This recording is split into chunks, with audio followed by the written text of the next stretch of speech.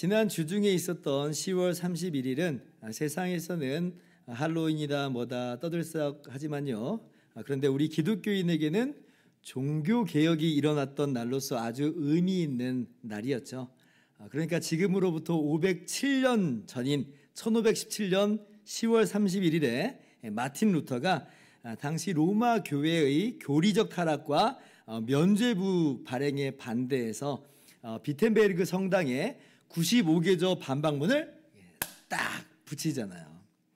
제가 독일에 가보지는 않았습니다만은 사진을 보니까 이 사건을 기념해가지고 아예 그 비텐베르그 성당 문에 금속으로 부조해서 문에 붙였다고 하더라고요.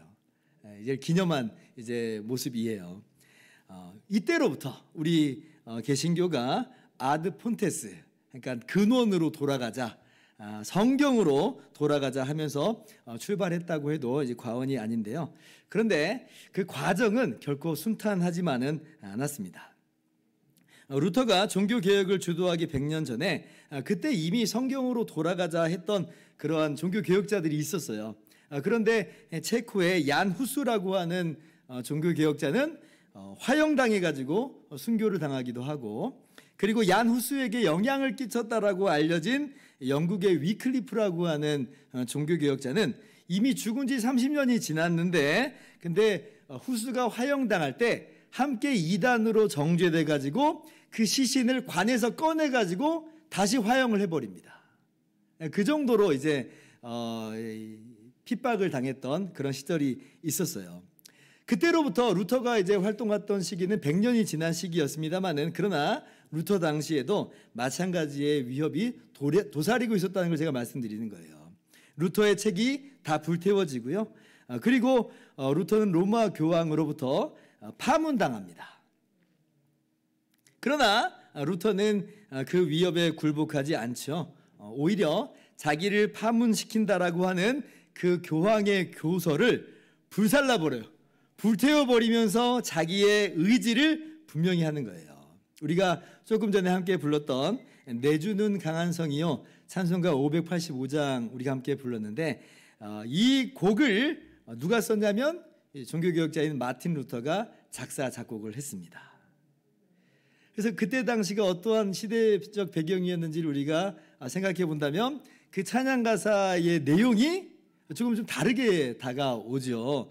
내주는 강한 성이요 방패와 병기 되시니. 그냥 하는 말은 아니었던 거예요. 그리고 이제 로마 교황으로부터 파문당한 루터가 이제 당시 황제가 소집한 보름스 제국 의회에 출두합니다. 가면 죽는다고 사람들이 다 말리는데 그래도 루터는 가요. 도착해서 의회에 이제 출석하기 하루 전날에는 에라스무스의 지지자들이 와가지고는 타협할 걸 권유합니다. 그러나 루터는 그걸 거절을 해요. 그리고 이제 황제 앞에 서는 거예요. 제국의회 앞에서 이제 질문을 받습니다. 당신은 당신의 책의 내용을 철회할 뜻이 있는가? 당신의 주장을 철회할 뜻이 있는가? 이거 물어보는 거예요. 여러분, 이 답을 어떻게 하느냐가 정말 중요하죠. 이 말 한마디에 지금 내 목숨이 이제 살 수도 있고 죽을 수도 있는 정말 절대절명의 그러한 질문입니다. 여러분이면 어떻게 대답하겠는가? 이때 루터의 유명한 대답은 이렇습니다. 나의 양심은 하나님의 말씀에 의해 사로잡힌 바 되었습니다. 나는 아무것도 철회할 수 없으며 그렇게 하지도 않을 것입니다. 하나님이여 나를 도우소서. 아멘. 뭐예요? 죽으면 죽으리다 하는 마음으로 목숨을 건 거예요. 목숨을 건 거예요. 이 진리에 대해서 나는 목숨을 겁니다. 근데 정말 감사하게도 루터는 죽지 않습니다. 종교개혁을 이루게 하시는 하나님의 섭리에 의해서 보호하심을 입고 살아서, 그래서 종교개혁의 기수가 된 것이에요. 하지만 이제 루터의 이 뒤를 따라서 이 종교개혁을 함께 걸어갔던 믿음의 사람들은 참 많은 고초를 당하고요. 그리고 또 많은 사람들이 또 순교를 당하기까지 해요. 요즘에 저희 교단 신문에 위구노에 대한 연재글이 계속 실리고 있는데요. 위그노가 어떤 사람들이냐면 종교개혁 당시로부터 시작된 프랑스 개신교인들을 일컬어서 하는 말을 위그노라 그렇게 이야기를 해요. 그런데 이번에 실린 글도 정말 참 감동적이더라고요. 누구의 이야기냐면 베르나르 팔리시라고 하는 유명한 도예가의 일화가 이 신문에 실렸습니다. 이분은 프랑스 궁정 도예가로도 일했던 분인데요. 팔리시는 1546년에 개신교로 개종을 합니다. 그리고 1588년에 로마 카톨릭 동맹의 광신도들에게 체포돼서 바스티유 감옥에 던져져요. 그리고 이제 회유가 들어오는 거죠. 로마 카톨릭으로 개종하지 않으면 당신의 몸을 통째로 불살라버리겠다, 이렇게 위협을 합니다. 마찬가지의 질문이 항상 우리 가운데 있다고 생각해 보세요. 당신의 몸을 불태워버리겠다. 팔리시가 이렇게 대답합니다. 나는 하나님의 불이 더 무섭다. 거절을 하는 거예요. 국왕인 앙리 3세까지 감옥에 찾아와서 회유를 합니다. 개신교 신앙을 철회하면 석방은 물론이고 복권시켜주겠다, 이렇게 이야기를 해요. 이것만 봐도 당시에 이분이 정말 영향력 있는 그런 예술가라고 하는 걸 우리가 너무나 잘 알 수 있죠. 아니, 국왕이 찾아와서 지금 회유를 하고 있으니까요. 그런데 역시 단호하게 거절을 합니다. 아무것도 나를 강요할 수 없습니다. 그리고는 마침내 결국 감옥에서 학대를 받다가 굶어 죽고요. 그리고 간수장은 이 팔리시의 시신을 자신이 기르는 난폭한 경비견들에게 던져줘서 뜯어먹게 해요. 참 어떻게 보면 비참한 최후죠. 정말 우리가 이런 이제 결단의 시간 앞에 있으면 나는 과연 어떻게 결단하고 어떻게 나아갈 것인가 항상 생각하게 되더라고요. 그러면서 이 글을 연재하시는 교수님께서 이렇게 글을 마쳤습니다. 희대의 도예가는 예술을 버리고 예술을 벌었다. 워드플레이를 한 겁니다. 예술은 잃어버렸을지언정 예수님은 결코 잃어버릴 수 없다라고 하는 거죠. 여러분, 이것이 저와 여러분의 또한 다짐인 줄을 믿습니다. 우리 종교개혁 기념주간을 맞이해서 죽음을 불사하면서까지 신앙을 지키며 진리를 사수했던 우리 믿음의 선배님들의 모습을 돌아보면서 우리 자신의 믿음도 진리 위에 굳건하게 세워나가시기를 주님의 이름으로 축원합니다. 자, 그런데 이렇게 진리를 사수하며 신앙을 지켰던 것은 비단 종교개혁 시기의 인물들만 그랬던 것은 아닙니다. 사실 초대교회 때부터 그랬고요. 오늘 본문 말씀에서 만나는 사도 바울 역시도 마찬가지였습니다. 5절 말씀이에요. 한번 같이 읽어봅시다. 시작. 그들에게 우리가 한시도 복종하지 아니하였으니 이는 복음의 진리가 항상 너희 가운데 있게 하려 함이라. 자, 뭐예요? 지금 사도 바울과 동료들에게 어떤 강요된 일이 있었다는 거예요. 그러나 바울은 어떻게 했어요? 복종하지 않았다. 한시도 복종하지 않았다 이야기합니다. 조금 더 나은 번역으로는 굴복하지 않았다는 거예요. 나는 굴복하지 않았다. 왜냐? 왜 굴복하지 않았느냐? 할 때에 그것은 복음 진리가 전혀 아니었기 때문에 그래요. 그리고 내가 굴복해버리면 오히려 이 복음 진리가 훼손되어 버리기 때문이다. 그렇습니다. 그래서 그렇게 복음 진리가 훼손되어 버리면 내가 지금까지 이방인들에게 복음을 전했던 그 모든 것들이 다 허사로 돌아가 버리기 때문이다. 그래서 나는 한순간도 굴복하지 않았다. 그러면 우리가 좀 궁금해지죠. 아니, 도대체 무슨 일인데 그런가? 아니, 어떤 일이 있었던 것인가? 라고 하는 생각이 불쑥 올라와요. 자, 오늘 말씀 보면 그 쟁점 사항이 언급되고 있습니다. 3절 이하를 봅시다. 그러나 나와 함께 있는 헬라인 디도까지도 억지로 할례를 받게 하지 아니하였으니, 4절 같이요. 이는 가만히 들어온 거짓 형제들 때문이라. 그들이 가만히 들어온 것은 그리스도 예수 안에서 우리가 가진 자유를 엿보고 우리를 종으로 삼고자 함이로되. 자, 뭐가 쟁점이었는지 분명히 나와 있죠? 뭐예요? 그러니까 예수님을 믿는 이방인의 할례 문제가 지금 쟁점이었다라고 하는 것을 우리가 알 수가 있어요. 그리고 이것은 사도 바울이 볼 때에 그리스도 안에서 우리가 가진 참된 자유의 문제였다라는 겁니다. 그러니까 사소한 그런 이야기가 아니라, 사소한 문제가 아니라 궁극적으로는 그리스도 예수 안에서 우리에게 주신 바 그 자유의 문제다. 참된 자유의 문제다. 여러분, 디도는 어떤 사람이냐면요, 예수님을 믿는 사람입니다. 그런데 유대인이 아니고 헬라인이에요. 그러니까 우리와 똑같은 우리 같은 이방인이라는 거예요. 다시 말하면 유대인이 아니니까 할례를 받지 않은 사람입니다. 그러면 여러분, 제가 한번 물어볼게요. 디도는 할례를 받아야 됩니까? 아니면 할례를 안 받아도 될까요? 이게 너무 대답을 잘하시네요. 정답이에요. 정확해요. 우리가 생각하기에는 아니 그게 무슨 상관이람, 할례를 받든 안 받든 뭐가 중요해? 할 거예요. 자, 그런데 여러분, 그게 바로 뭐냐면 바울 사도께서 복음의 진리를 사수하고 우리에게 옳게 전달해 준 결과물이에요. 그러니까 우리가 지금 그 혜택을 보고 있는 거예요. 만약에 사도 바울께서 복음의 진리를 사수하지 않았으면 우리도 아마 어쩌면 다 할례를 받고 있을지도 모르고, 그리고 더 심각한 건 뭐냐면 갈라디아에서 말씀한 것처럼 그랬다가는 그리스도에서 끊어지고 은혜에서 떨어지는 그런 모습을 우리가 가졌을지도 몰라요. 그러나 사도 바울은 한시도 굴복하지 않았어요. 여러분, 참 너무 놀랍죠. 그런데 이게 정말 사도 바울 당시에는 이게 전혀 당연하게 생각되지 않는 그런 시대적 흐름이 이 교회 가운데 있었습니다. 자, 사도행전 15장에 보면 그러한 내용을 단적으로 우리가 잘 볼 수가 있는데요. 자, 15장 1절 한번 봅시다. 자, 화면에 제가 가져와 봤어요. 같이 한번 읽어봅시다. 시작.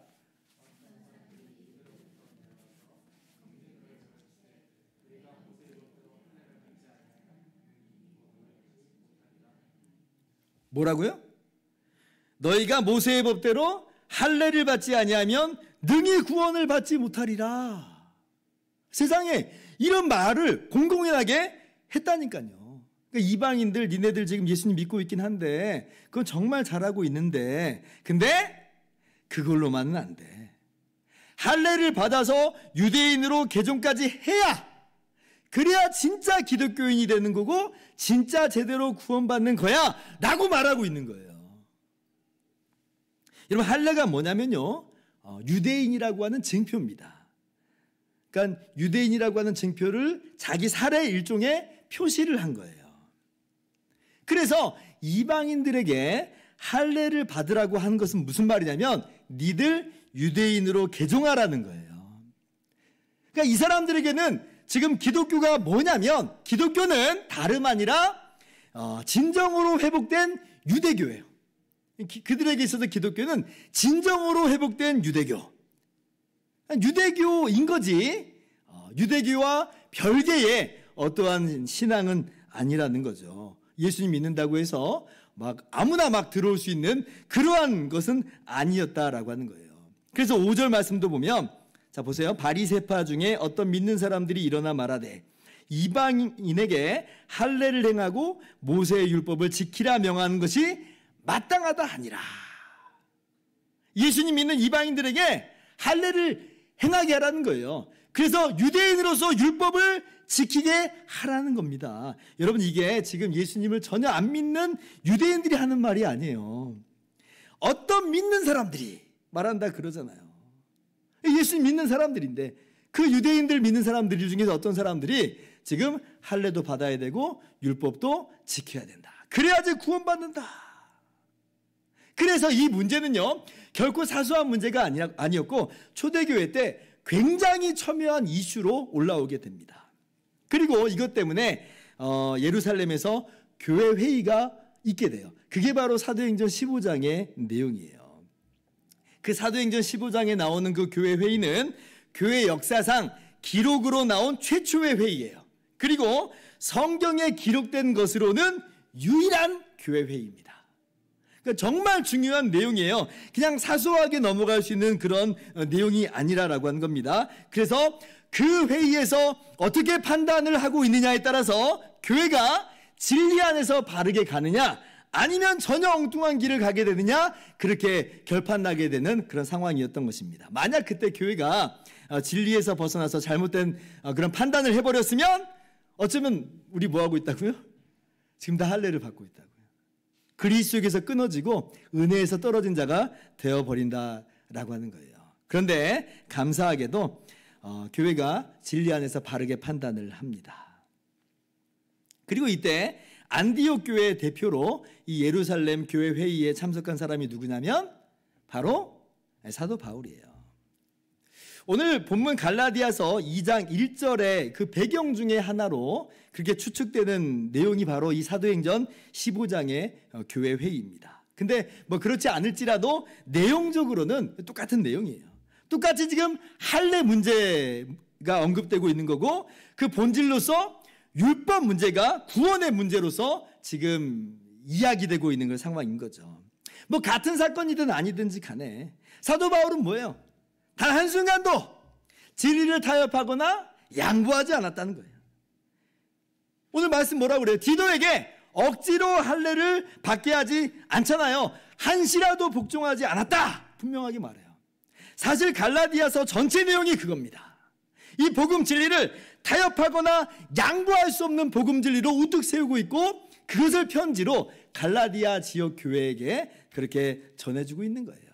그리고 그 복음 진리를 우리가 받아들고 있는 것입니다.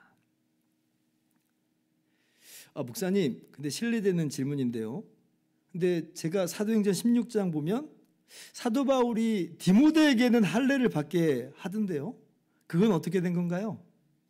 라고 어쩌면 성경을 좀 잘 알고 계신 분들은 그런 궁금함을 갖고 있을지 모르겠습니다. 뭐 잘 모르시는 분은 그런 게 있었어? 이제 그러겠지만 성경을 읽어오신 분들은 디모데에게는 할례를 받게 했었는데 하고 좀 궁금함이 스쳐 지나갈 수 있겠어요. 예, 맞아요. 디모데에게 할례를 받게 합니다. 그런데 여러분 그 건은요 결이 완전 달라요. 왜 다르냐면 디모데는 누구냐면 하프 유대인이에요. 그러니까 디모데는 완전 이방인이 아니라 절반은 유대인이에요. 아버지가 헬라인이고 어머니는 유대인입니다. 그러니까 디모데는 혈통적으로는 유대인으로 분류가 될 수 있는 사람인 거예요. 단지 할례만 안 받았을 따름입니다. 오늘날로 좀 따져본다면 이중국적자. 그래서 디모데는 그때 할례를 받는 것으로 자신의 국적을 뭐로 선택을 한 거예요?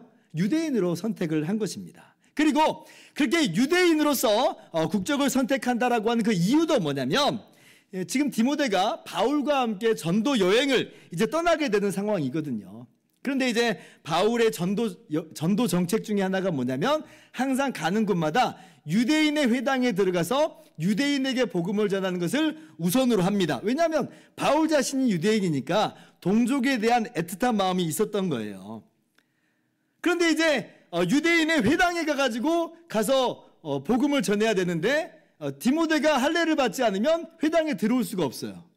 그러니 이제 전도적 차원에서 디모데와 함께 이 전도 여행 이 사역을 잘 수행할 수 있도록 그래서 이제 디모데에게 할례를 받게 한 것으로 그렇게 우리가 알 수가 있는 것이에요. 즉 할례를 받아야 구원받기 때문에 디모데 보고 할례 받으란 게 아니고 하프 유대인인 디모데에게는 전도적인 그런 측면에서 할례를 받게 했다라고 하는 거예요. 그런데 디도는 뭐라고요?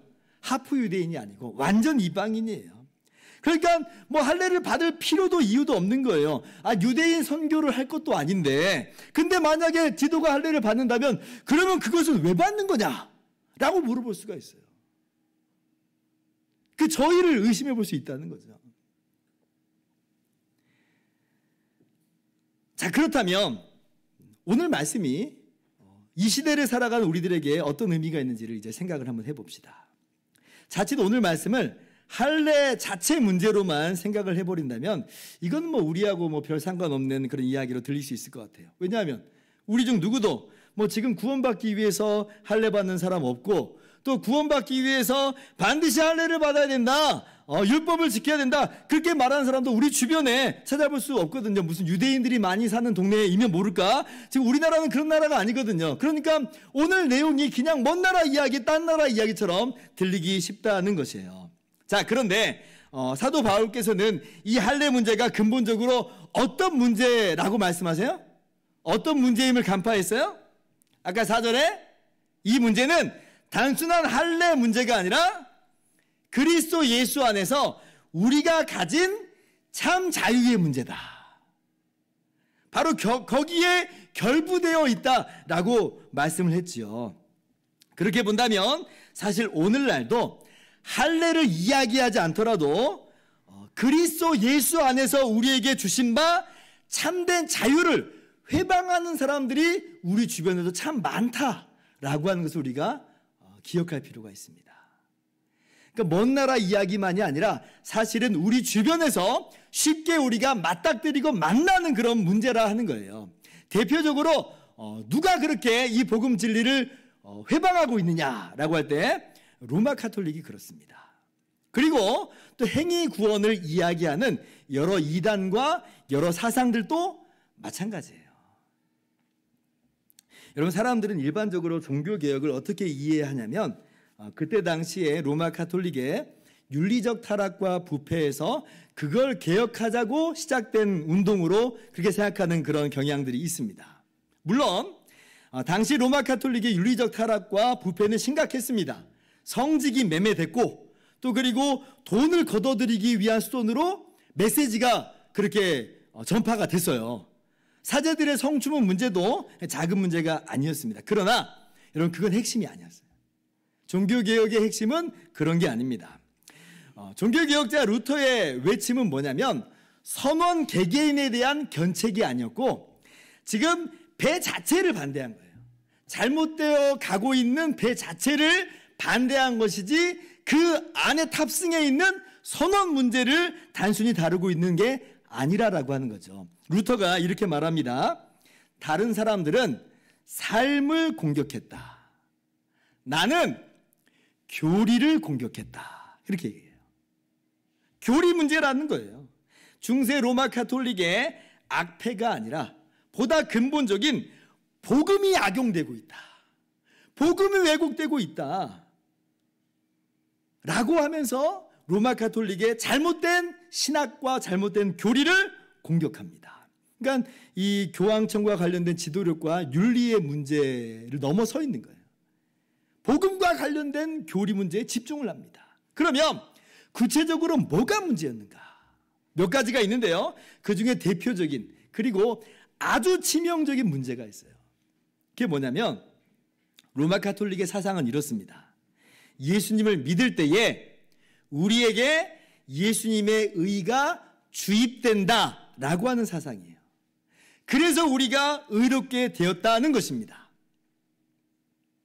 우리가 예수 믿을 때 예수님의 의가 주입됐다. 주입됐기 때문에 우리가 의롭게 되었다라고 하는 거예요. 언뜻 듣기로는 그게 뭐가 문제야? 그렇게 여기실 수 있는데 계속 들어보세요. 자, 그런데 이 주입된 예수님의 의는 우리의 행위 여부에 따라서 약화될 수도 있고 사라질 수도 있어요. 그리고 우리가 정말 열심히 최선을 다해서 선한 행실을 하면 이 의가 강화되고 또 증가되기도 합니다. 그렇게 가르쳤어요. 그러니까 예수님을 믿고 의롭다라고 함을 얻는 것은 일종의 구원의 출발이고 의의 출발인 거지 의의 완성은 아닌 거예요. 완성은 아니에요. 완성은 뭐예요? 하나님께서 그렇게 최선을 다한 자에게 은혜를 주셔서 완성시켜 주신다는 거예요. 구조를 정리를 해본다면 믿음으로 의를 획득하고 그리고 선행으로 의를 최종적으로 완성하는 구조예요. 그래서 로마 카톨릭도 믿음으로 의롭게 된다 이야기합니다. 그러나 뭐라고는 이야기 안 하냐면 오직 믿음으로 의롭다함을 얻는다 이렇게 말하진 않아요. 오직 믿음 이렇게 얘기하지는 않는다는 얘기예요. 믿음으로 의를 획득하기 시작했고 그리고 나의 행실로 그 의를 강화시켜 나가는 거죠. 완성시켜 나가는 거예요. 이게 꼭 어떤 거하고 비슷해요? 오늘 갈라디아서에 나온 대로 예수님을 믿는 것만으로는 안 되고 예수님을 믿고 뭐도 해라? 할례도 받고 율법도 지켜라. 그래야지 구원받는다. 사실 이 로마 카톨릭의 이야기가 오늘 갈라디아서에서 만나는 율법주의 기독교와 다르질 않아요. 같은 내용이라는 거예요. 그래서 이 로마 가톨릭의 교리에 따라서는 여러분 일반 신자들은요 죽으면 바로 낙원으로 천국으로 들어갈 수가 없습니다. 거의 없어요. 왜냐하면 이 세상에 살아가는 그 누가 감히 나는 최선을 다했습니다, 하나님 앞에서 그래서 나는 떳떳하고 당당합니다, 누가 감히 그렇게 이야기할 수 있겠어요? 그래서 만약에 이렇게 물어본다면, 만약 오늘 밤 당신이 세상을 떠나게 된다면 천국에 들어갈 거라고 확신하십니까? 라고 물어보면요, 열이면 열 다 확신 못한다고 이야기해요. 그렇죠. 왜냐하면 우리가 살아온 시간들이 있는데, 우리가 지은 죄들이 있는데 누가 그렇게 이야기할 수 있겠어요? 이게 단순히 겸손의 그런 표현으로 하는 말이 아니고 잘 몰라서 하는 말도 아닙니다. 천주교에서 그렇게 진리를 잘못 배운 거예요.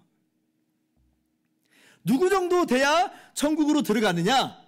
성자나 복자 같은 그 정도의 신앙인이 돼야, 그래야지 천국으로 직행을 합니다. 평범한 신자들은 그럼 어떻게 되느냐? 천주교에서는 연옥이라고 하는 걸, 장소를 또 만들어 놓죠. 그래서 연옥이라고 하는 비성경적인 장소를 고안해 놓고는 죽으면 평범한 신자들은 연옥에 가는 구조로 이야기를 해요.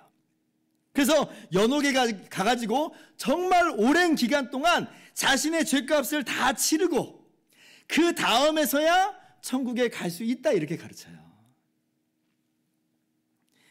여러분, 종교개혁 당시에 횡행했던 면죄부 아시죠?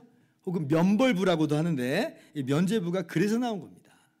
면죄부가 뭐냐면요, 교회가 지금 뭘 가지고 있냐면 이 공로의 창고, 의의 창고를 교회가 가지고 있어요. 그러니까 이 의의 창고는 뭐냐면, 아주 훌륭한 성인들은 구원받기에도 차고 넘쳐요. 의가 차고 넘쳐 흐르는 그 의를 지금 교회가 지금 보유하고 있는 거예요. 쌓아놓고 있는 거예요. 그래서 교회가 그 공로를, 그 남는 공로를 사람들에게, 다른 사람들에게 나눠줄 수도 있습니다. 중세 때는 그래서 그 공로를 돈 받고 판 거예요. 돈 받고 이 공로를 사가라는 거예요. 너가 그렇게 헌금을 하면 지금 연옥에서 고통당하고 있는 너의 부모님이 지금 그 고통이 경감된다, 그 시간이 줄어든다, 이런 식으로 지금 부족한 의를 채우라, 이렇게 이야기했던 거죠. 여러분, 오늘날도 사실 마찬가지입니다. 천주교에서 더 이상 면죄부를 지금 판매하지 않습니다. 면죄부 폐지됐습니다. 사용하지 않아요. 그러나 구조는 여전히 동일해요.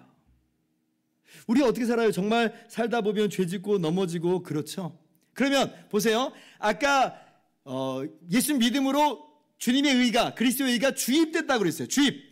근데 우리가 죄 짓고 넘어지고 깨지면 이 주입된 의가 약화됩니다. 오늘날 천주교인도 마찬가지, 약화돼요. 그럼 어떻게 이걸 회복해요?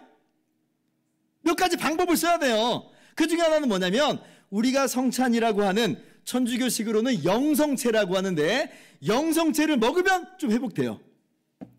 그리고 신부에게 가서 고해성사를 해요. 그러면 좀 회복돼요.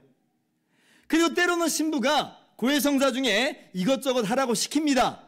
그러면 그걸 최선을 다해서 잘 수행하잖아요. 그럴 땐 그 주입된 의가, 그리스도의 의가 또 회복이 됩니다. 면죄부를 이야기하지 않을 뿐이지 사실은 구조가 똑같다는 거예요. 그럼 이제 어떻게 살아가느냐? 이 주입된 의를 떨어뜨리지 않으려고 최선을 다하는 거죠. 잘못해서 이게 떨어지진 않을까 두려워합니다. 어떻게 하든지 연옥에 있는 시간을 줄여보려고 아둥바둥 하는 거예요. 이게 뭐예요? 갈라디아서에서 나오는 거짓 형제의 이 현대판 율법주의 기독교라는 거예요. 그래서 그리스도 안에서 우리가 가진 참 자유를 무너뜨리고 두려움에 사로잡힌 종의 모습으로 사로잡아 버리는 거예요. 왜요? 최선을 다해야 되니까. 그러니까 최선을 다하기 위해서 우리 양심을 계속 억누르는 거예요. 내가 최선을 다했나 못했나 거기에 바들바들 떱니다. 내가 정말 제대로 구원받을 수 있을까? 최선을 다하는 거니까 언뜻 외향적으로는 괜찮아 보이는 삶의 모습일 수 있습니다. 왜냐하면 소위 착하게 살아야 구원을 받는 거니까 괜찮아 보일 수 있어요. 그러나 예수님께서 주신 참 자유, 참 기쁨은 사라져버린 거예요. 그리스도 안에서 회복된 양심은 다시 사슬에 매어버린 노예처럼 억눌려져 버렸어요. 두려움과 공포 속에서 과연 내가 구원받을 수 있는가? 그런 마음으로 살아갈 수밖에 없게 된 거죠. 여러분, 천주교뿐 아니라 이단들의 주장도 결국 핵심만 이야기하면 마찬가지입니다. 구체적인 내용은 제각각 다르지만 핵심적인 내용은 이거예요. 예수님을 믿어야 되지만, 그런데 예수님을 믿는 것만으로는 안 된다는 거예요. 그 외에 뭔가를 하라고 하든지 뭔가를 지켜야 된다든지 그렇게 이야기를 해요. 그래야지 너의 구원을 유지할 수 있다. 이런 식으로 사람의 마음을 흔들어 놓는 겁니다. 예를 들면 하나님의 교회라고 하는 이단들이 그래서 맨날 하는 말이 뭐냐면, 니들 안식일 안 지키면 천국 못 간다. 니들 유월절 안 지키면 천국 못 간다. 뭐 이런 얘기를 해요. 자기들은 지킨다. 그래서 제가 그렇습니다. 그렇게 얘기합니다. 반문을 하는 거예요. 아유, 어디 안식일 뿐입니까? 구약에 있는 모든 율법을 다 지켜야 천국 가죠. 제가 이렇게 반문을 해요. 아니, 왜 꼭 안식일만 지키라고 합니까? 다 지켜야죠, 지킬 거면. 아니, 예수님께서 말씀하신 대로 십계명도 마음에서부터 다 지켜야죠. 남을 미워하면, 욕하면 살인하는 자라고 했는데, 그럼 지옥불에 들어간다고 했는데 지켜야죠. 여인을 보고 음욕을 품는 자는 간음하는 자인데 그건 또 어떻게 합니까? 범죄하면 눈 하나 뽑아버리고 오른손 잘라버리고 다리 하나 잘라버리고, 아니 그렇게 해야지 구원받지 않겠습니까? 제가 이렇게 반문을 하는 거예요. 무슨 말 제가 하고 싶은 거예요? 우리가 율법을 지킴으로 정말 참으로 의롭다함을 얻을 수 있는 거냐? 우리가 무엇을 하는 것으로 참으로 그렇게 우리의 구원을 유지하거나 보장할 수 있다는 거냐? 그렇게 못한다는 걸 제가 말하는 거예요. 여러분, 내가 의롭다함을 얻기 위해서, 내가 구원받기 위해서 뭐 하나를 해야 된다라고 말하는 순간 여러분, 그것은 그거의 종이 되는 거예요. 그렇게 하면 내가 구원받고, 그렇게 하지 못하면 내가 구원을 잃어버리고, 예수님의 십자가와 주님의 은혜는 다 어디 갔어요? 결국 뭐만 남아요? 내가 했느냐 못했느냐, 이것만 남아요. 그러나 오늘 사도 바울은 뭐라고 말씀하십니까? 한시라도 그런 것에 굴복하지 않았다. 이는 복음의 진리가 항상 너희 가운데 있게 하려 함이라. 이건 무슨 사도 바울의 개인적인 주장이 아니었고요, 예루살렘에 있는 사도들도 전부 동의하는 바였어요. 9절 말씀 보세요. 또 기둥같이 여기는 야고보와 게바와 요한도 내게 주신 은혜를 알므로 나와 바나바에게 친교의 악수를 하였으니. 이게 무슨 말이냐면 예루살렘 복음 다르고 바울 복음 다르고 그렇지 않다는 거죠. 하나의 동일한 복음이라는 거예요. 그래서 친교의 악수라고 하는 의미가 이거예요. 단 하나의 동일한 성경적 복음만 있을 뿐이에요. 단 하나의 주 예수 그리스도의 은혜의 복음만 있는 것이다. 그것을 바울이 증거하는 것이고 그것을 베드로가 증거하고 있는 것이다 라고 하는 거죠. 그런데 기억하세요. 동시에 단 하나의 동일한 성경적인 복음 진리가 있는데, 그러나 예나 지금이나 우리를 미혹하는 거짓 교사, 거짓 형제들의 거짓 복음이 있다는 걸 기억해야 돼요. 기억해야 돼요. 그리고 그거 따라가는 순간 망하는 겁니다. 그래도 되고 이래도 되고, 그거 따라가도 되고 이거 따라가도 되고, 그렇지 않다는 거예요. 그래서 제가 갈라디아서 강해를 시작할 때 여러분들에게 말씀드렸죠. 갈라디아서 제가 어떻게 하라고 그랬어요? 다 읽으시라고 그랬죠. 다 읽으셨을 줄 믿습니다. 네. 아니, 아멘이 없는데. 네. 읽으세요. 정말 갈라디아서는 너무나 중요해요. 이 자유의 대헌장이라고 하는 별명이 있어요. 그 정도로 우리의 신앙에 있어서 가장 핵심적이고 본질적인 그런 내용이라는 걸 기억하면서 갈라디아서 말씀 꼭 읽으시기를 바랍니다. 오늘 한 구절만 읽어봅시다. 갈라디아서 15장 16절이에요. 2장 15절 16절이에요. 우리는 본래 유대인이요 이방 죄인이 아니로되 사람이 의롭게 되는 것은 율법의 행위로 말미암음이 아니요 오직 예수 그리스도를 믿음으로 말미암는 줄 알므로 우리도, 지금 바울이 말하니까 바울은 유대인이잖아요. 유대인인 우리도 할례가 아니라 율법을 지켜서가 아니라 그리스도 예수를 믿나니 이는 우리가 율법의 행위로서가 아니고 그리스도를 믿음으로써 의롭다함을 얻으려 함이라. 율법의 행위로서는 의롭다함을 얻을 육체가 없느니라. 율법의 행위로서는 의롭다함을 얻을 육체가 없느니라. 정말 그렇습니다. 우리가 어떻게 하나님 앞에 떳떳하게 당당하게 설 수가 있겠어요? 불가능합니다. 그러나 예수님께서 우리 죄를 대신해서 십자가에 달려 죽으심으로 우리의 모든 죄값을 다 치러주셨어요. 예수님 믿는 우리는 그 주님과 하나가 되어서 이제 주님의 의가 우리의 의로 간주가 되는 거예요. 주님의 의가 나의 의로 간주가 되어 거저 의롭다함을 얻는 거예요.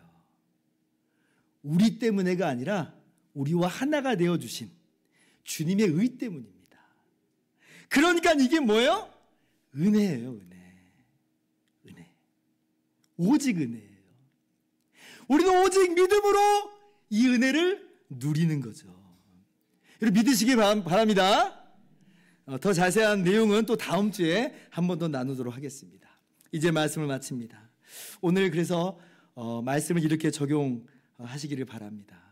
첫 번째로 우리 자신이 이 복음 진리를 정확하게 분별하고 복음 진리 위에 서실 수 있기를 주님의 이름으로 축원합니다. 복음 진리가 뭐냐? 난 몰라. 이게 아니고 정말 복음 진리가 뭔지를 분명하게 우리가 알아야 될 것이에요. 좋은 게 좋은 거지 얼렁뚱땅 넘어가려고 하지 말고 단순히 에휴 종교는 기독교는 마음의 평안 정도를 얻기 위한 거야. 아니 그렇게 기독교 신앙을 격화시키지 말고요. 오늘 사도께서 한치의 양보함 없이 우리에게 전해주신 그 은혜의 복음, 이걸 바로 알고 바로 서야 될 것이에요. 이게 너무나 중요해요. 십자가에서 우리의 모든 죄값을 다 치러주신 오직 그리스도, 우리는 그 예수 그리스도를 오직 믿음으로 거저 의롭다함을 얻었다라고 하는 오직 믿음, 이 오직 은혜의 복음 진리에 견고하게 서시기를 바랍니다. 둘째로 이 진리를 전함에 있어서도 우리가 절대로 타협하지 않기를, 이 복음 진리를 희석시키지 않기를 바랍니다. 때로 이런 모습들이 고집불통처럼 비춰질 수 있고, 그래서 비난받고 또 사람들이 우리를 무시하고 조롱하고 때로는 배제당하고 또 왕따당하며 또 핍박까지 당하는 그런 모습이 있을 수 있겠어요. 그러나 그럼에도 불구하고 이 복음 진리를 바르게 선포하기를 주저하지 않기를 바랍니다. 나 하나 잘못된 길로 가면 뭐 어때? 뭐 내가 이렇게 이야기하면 어때? 아니요. 내가 잘못 전해주는 그 복음으로 말미암아 그 사람의 영혼이 치명적인 문제를 지금 일으킬 수가 있어요. 우리가 비록 바울은 아니죠. 우리가 뭐 루터 같은 그런 위치에 있지도 않습니다.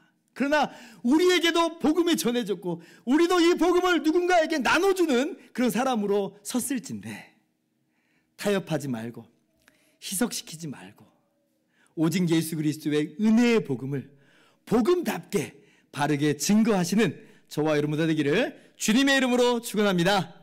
기도하겠습니다.